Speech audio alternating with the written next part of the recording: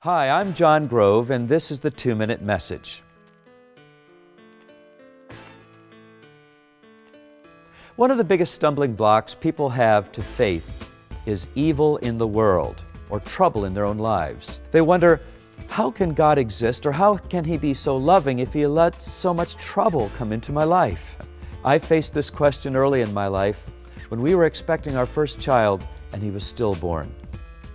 Recently I was reading 2 Corinthians 1:3, and it says something very interesting about this very question.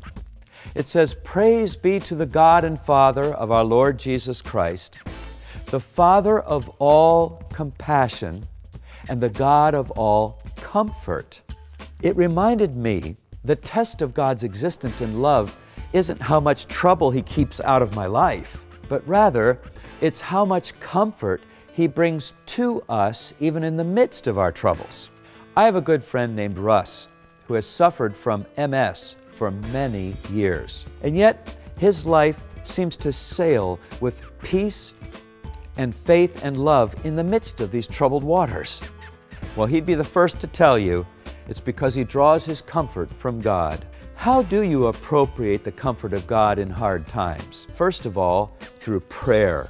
Secondly, to spend time in the Word of God, reading it with true faith.